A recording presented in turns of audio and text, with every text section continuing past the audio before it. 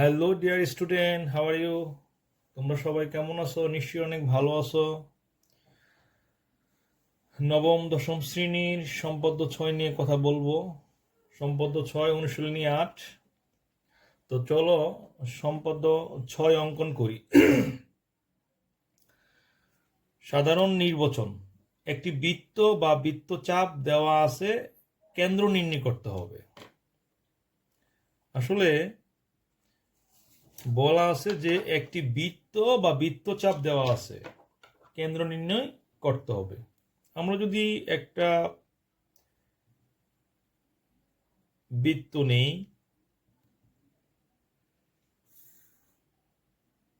বৃত্ত অঙ্কন করলাম, এটা আমাদের দেওয়া আছে, কিন্তু আমাদের কি নির্ণয় করতে হবে? কেন্দ্র নির্ণয় করতে হবে। এখন আমরা এই প্রদত্ত বৃত্তে, তোমরা জানো বৃত্তের অবশ্যই কেন্দ্র আছে, কিন্তু এখানে আমাদের কেন্দ্রটা নির্ণয় করতে হবে। এই জন্য কেন্দ্রটার মধ্যে আমি কেন্দ্র ও না দিলাম। তো প্রদত্ত বৃত্তে বা বৃত্তচাপে 3টি বিন্দু নেই। 3টা বিন্দু আমরা নেই। একটা বিন্দু নেই এ, আর একটা বিন্দু নেই বি, আর একটা বিন্দু নেই সি। এখন এ বি যোগ করি এবং বি সি যোগ করি। তোমরা লক্ষ্য করো যে এ বি এবং বিসি যা দুইটি লম্ব দ্বিখণ্ডক, যথাক্রমে আমরা এ বির লম্ব দ্বিখণ্ডক আমরা ইএফ অঙ্কন করব এবং বিসি এর লম্ব দ্বিখণ্ডক আমরা জিএইচ অঙ্কন করব। তাহলে আমরা এ বি এর লম্ব দ্বিখণ্ডক আমরা অঙ্কন করতেছি। অর্ধেকের বেশি ব্যাসার্ধ নিয়ে দুই পাশে দুইটা আমরা বৃত্তচাপ এঁকে নিই। তো এটার নাম হবে ইএফ। তাহলে এ বি এর লম্ব দ্বিখণ্ডক কি আঁকলাম আমরা? E F. তদ্রূপ বিসি এর লম্ব দ্বিখণ্ডক আমরা অঙ্কন করি। বিসি এর লম্ব দ্বিখণ্ডক একটু বড় করে নেই যাতে আমাদের সুবিধা হয়। বিসি এর লম্ব দ্বিখণ্ডক আমরা জিএইচ অঙ্কন করি।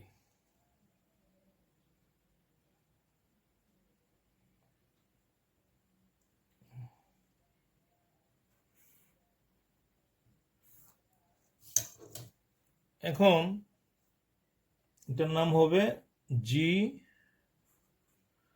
এইচ। লম্ব দ্বিখণ্ডক দ্বয় মানে ইএফ এবং জিএইচ পরস্পরকে ও বিন্দুতে ছেদ করেছে, সুতরাং ও বিন্দুই বৃত্তের বা বৃত্তচাপের কেন্দ্র। আশা করি তোমরা এটা বুঝতে পারছো। ডিয়ার স্টুডেন্ট, এখন আমরা সম্পদ্য 7 নিয়ে কথা বলবো। তো আমরা সম্পদ্য 7 কি বলছে একটু দেখি। বৃত্তের কোনো বিন্দুতে একটি স্পর্শক আঁকতে হবে। বৃত্তের কোনো বিন্দুতে কি আঁকতে হবে? একটা স্পর্শক আঁকতে হবে। তো আমরা চলো প্রথমে ও কেন্দ্র বিশিষ্ট একটা বৃত্ত অঙ্কন করি। ও কেন্দ্র বিশিষ্ট একটা কি অঙ্কন করব? বৃত্ত অঙ্কন করব।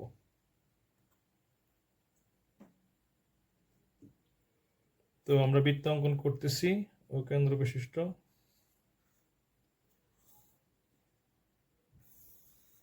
ও কেন্দ্র বিশিষ্ট একটা বৃত্ত অঙ্কন করলাম। এটার বৃত্তের কেন্দ্র হলো ও। ওকে। তো ও কেন্দ্র বিশিষ্ট একটা বৃত্ত আঁকলাম। এই বৃত্তে এ একটা বিন্দু দিলাম, আমরা যে কোনো একটা বিন্দু দিলাম এ। এ বিন্দুতে বৃত্তটিতে একটি স্পর্শক আঁকতে হবে। তো ফাইনালি আমরা ও এ যোগ করি। ও এ যোগ করলাম। ওকে। এখন এ বিন্দুতে ওএ এর উপর আমরা একটা লম্ব আঁকবো এপি। লম্ব এঁকে নেই। তোমরা সবাই তো লম্ব আঁকতে পারো, তাই না? আমরা লম্ব আঁকতেছি।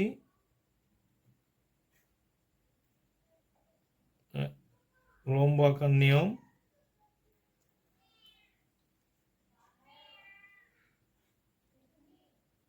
আমরা একটা লম্ব আঁকতেছি। এখন আমরা একটা লম্ব এঁকে নিই।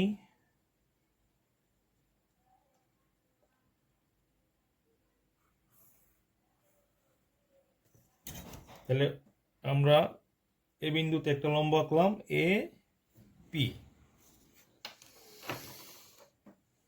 সুতরাং এপি রেখাই নির্ণীয় স্পর্শক। আশা করি তোমরা সবাই এটা বুঝতে পারছো, নিজেরা আঁকতে পারবে। হ্যাঁ ডিয়ার স্টুডেন্ট, এখন আমরা সম্পদ্য 8 অঙ্কন করব। তো চলো সম্পদ্য 8 কি বলছে আমরা একটু পড়ে নিই। সাধারণ নির্বাচন। বৃত্তের বহিস্থ কোনো বিন্দু থেকে বৃত্তটির স্পর্শক আঁকতে হবে। তাহলে আমরা প্রথমেই উকেন্দ্র বিশিষ্ট একটা বৃত্ত আঁকবো, বৃত্তের বাইরে একটা বিন্দু দেব। তাহলে উকেন্দ্র বিশিষ্ট আমরা একটা বৃত্ত এঁকে নেই।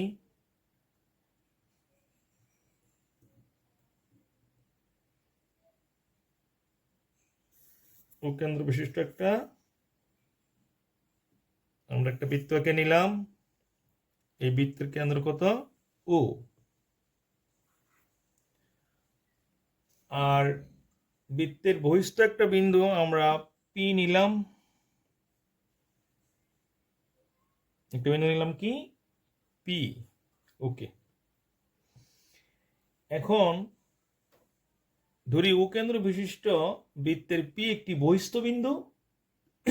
পি বিন্দু থেকে ওই বৃত্তে স্পর্শক আঁকতে হবে। তো ফাইনালি আমরা পিইউ যোগ করি। পিইউ যোগ করি।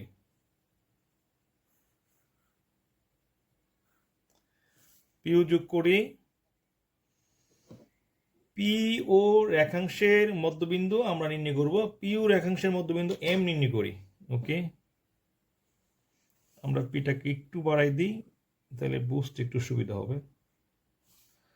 তো পিও রেখাংশের মধ্যবিন্দু আমরা নির্ণয় করব। মধ্যবিন্দু কিভাবে নির্ণয় করে, একটু আমরা অর্ধেকের বেশি ব্যাসার্ধ নিয়ে দুই পাশে দুইটা বৃত্তচাপ আঁকতে হবে। তাহলে আমরা পিইউ এর মধ্যবিন্দু নির্ণয় করলাম এম। এখন এম কে কেন্দ্র করে এম ও অথবা পি এম এর সমান ব্যাসার্ধ নিয়ে একটি বৃত্ত অঙ্কন করি। প্রথমে আমরা একটা বৃত্ত অঙ্কন করি।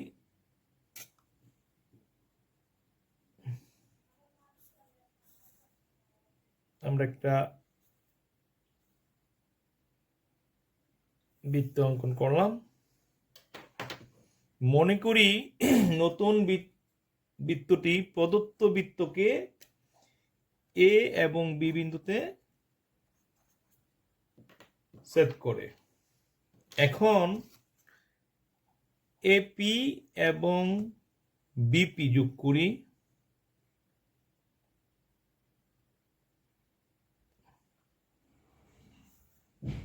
এপি যোগ করলাম এবং বিপি যোগ করি।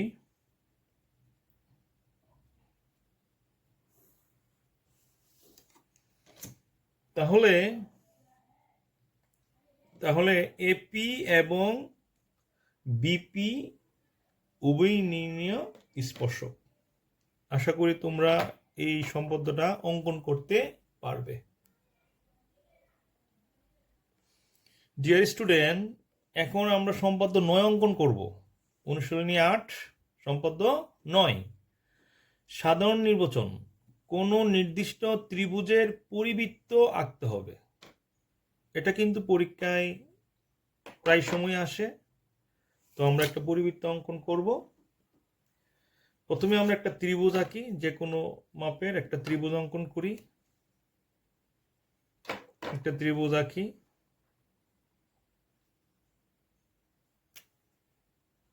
তো ত্রিভুজটা এঁকে নিচ্ছি, যে কোনো মাপের একটা ত্রিভুজ এঁকে নিচ্ছি।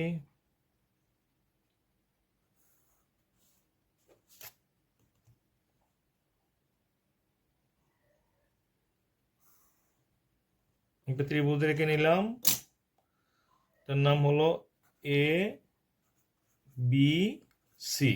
একটা ত্রিভুজ,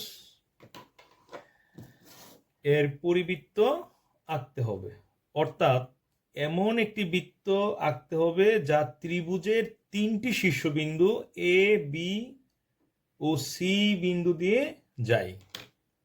অঙ্কন। এ বি রেখাংশের লম্ব দ্বিখণ্ডক ইএম অঙ্কন করি। আমরা এটা লম্ব দ্বিখণ্ডক অর্ধেকের বেশি ব্যাসার্ধ নিয়ে দুই পাশে দুইটা বৃত্তচাপ অঙ্কন করি। তো আমরা এ বি রেখাংশের লম্ব দ্বিখণ্ডক ইএম অঙ্কন করি।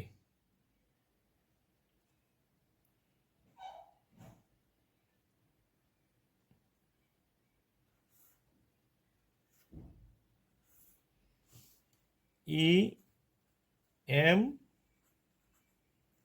অঙ্কন করি। এসি রেখাংশের লম্ব দ্বিখণ্ডক এফ এন অঙ্কন করব আমরা।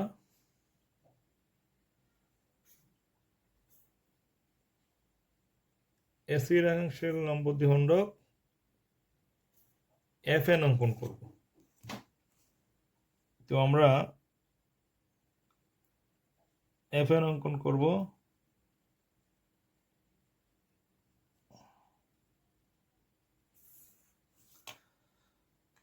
এফ এন অঙ্কন করি। লম্ব দ্বিখণ্ডক দ্বয় অর্থাৎ ইএম এবং এফ এন পরস্পরকে ও বিন্দুতে ছেদ করেছে। এইবার এও যোগ করি, এও যোগ করি। উকে কেন্দ্র করে উ এ অথবা ও বি অথবা ও সি এর সমান ব্যাসার্ধ নিয়ে একটি বৃত্ত অঙ্কন করি।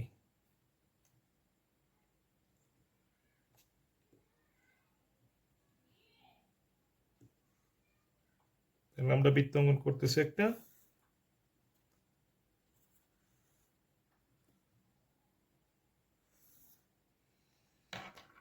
তাহলে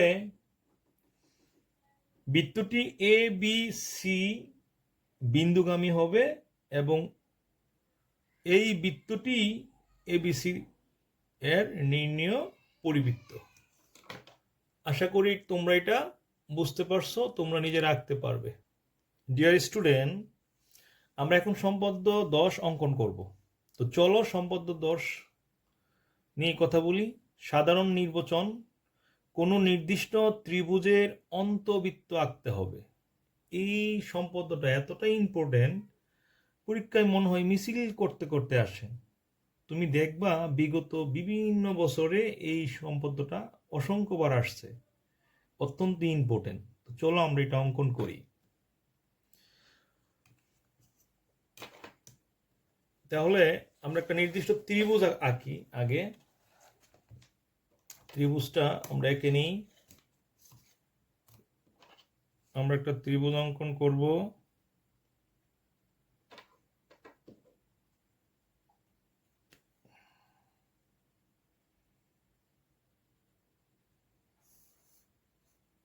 যে কোনো মাপের একটা ত্রিভুজ অঙ্কন করব।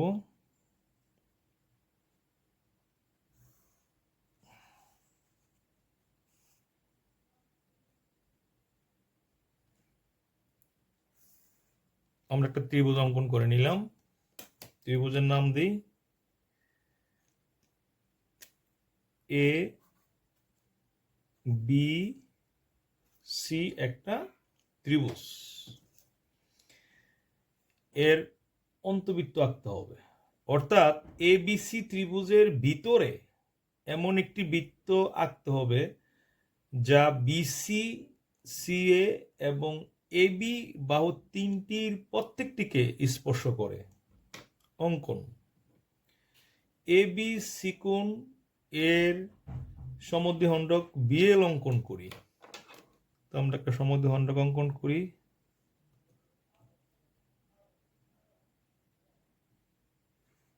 বিএল অঙ্কন করি। তো প্রথমে আমরা এবি এর সমদ্বিখণ্ডক কি অঙ্কন করব? এটা কিন্তু ভালো করে না হলে মিলবে না। বিএল অঙ্কন করি। ওকে। এসি বিকোণের সমদ্বিখণ্ডক, এই যে এসি বিকোণের এই কোণের সমদ্বিখণ্ডক সিএম অঙ্কন করি।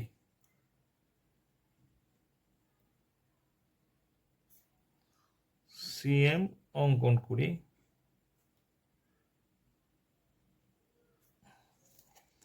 তাহলে আমরা সিএম অঙ্কন করতেছি।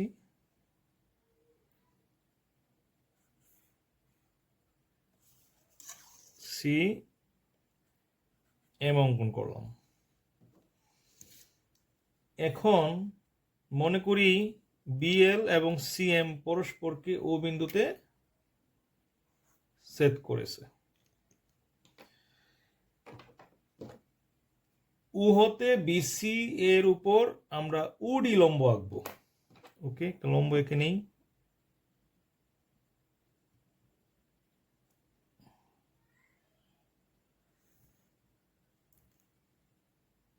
আমরা একটা লম্ব এঁকে নিচ্ছি।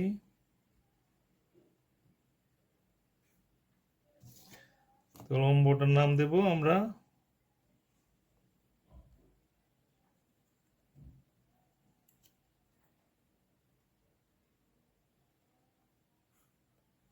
লম্বা কি নিলাম? ও ডি।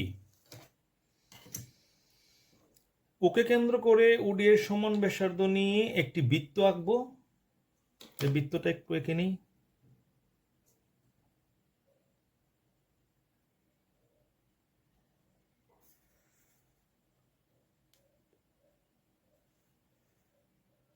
সুন্দর একটা বৃত্ত অঙ্কন হলো।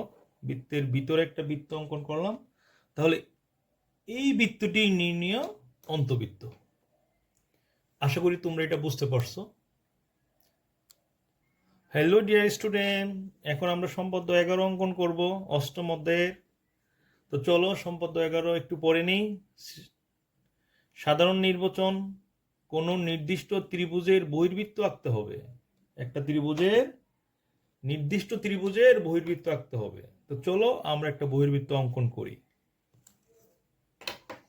তো প্রথমেই আমরা একটা ত্রিভুজ অঙ্কন করব।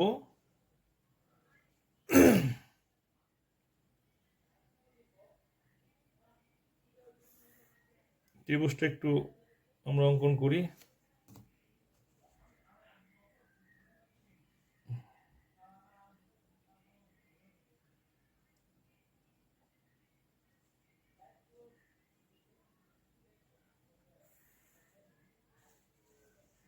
একটু বড় করে নেই।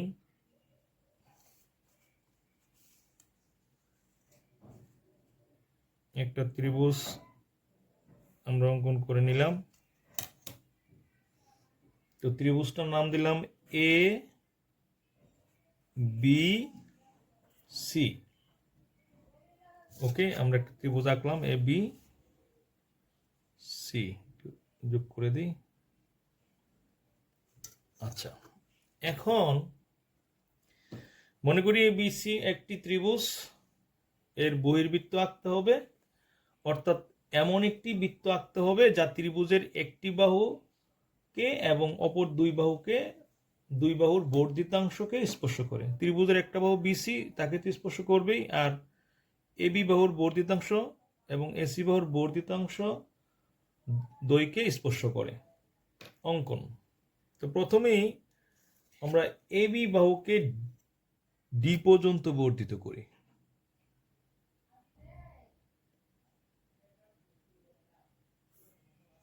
বিভব পর্যন্ত বর্ধিত করলাম ডি পর্যন্ত, এবং এসি বাহুকে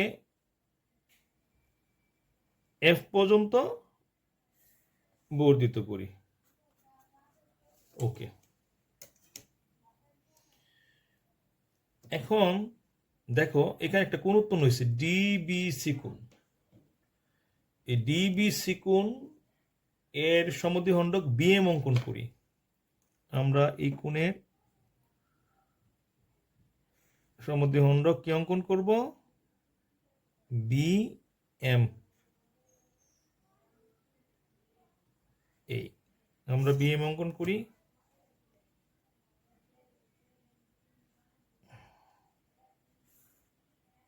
বিএম অঙ্কন করি। এফসি বিকোণের সমদ্বিখণ্ডক সিএন অঙ্কন করি।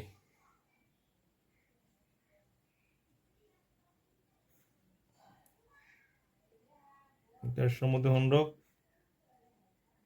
আমরা সিএন অঙ্কন করব।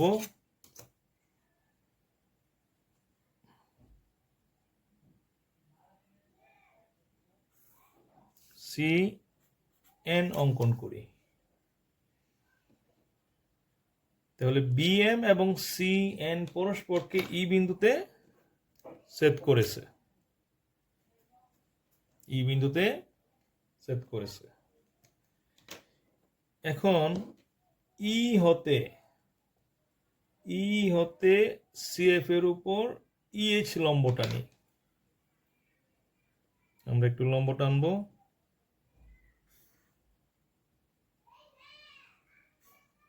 এখানে ইএইচ লম্ব টানি।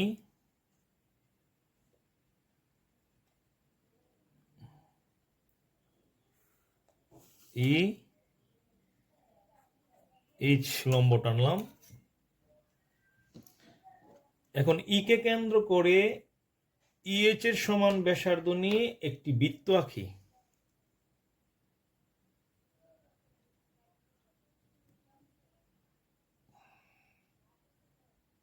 দেখা যাক বৃত্তটা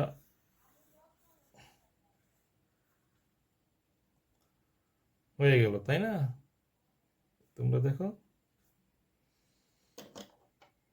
এখন একে কেন্দ্র করে আমরা একটা বৃত্ত অঙ্কন করলাম। ইহাই নির্ণীয় বহির্বৃত্ত। আশা করি তোমরা ভালো মতো বুঝতে পারছো। যদি তোমরা বুঝতে পারো এবং পরীক্ষায় এটা অঙ্কন করতে পারো, তাহলে আমার শ্রম ও মেধাকে সার্থক মনে করব। আজ এ পর্যন্তই। কোনো এক অনলাইন ক্লাসে আবারও কথা হবে। সবাই ভালো থেকো। আসসালামু আলাইকুম।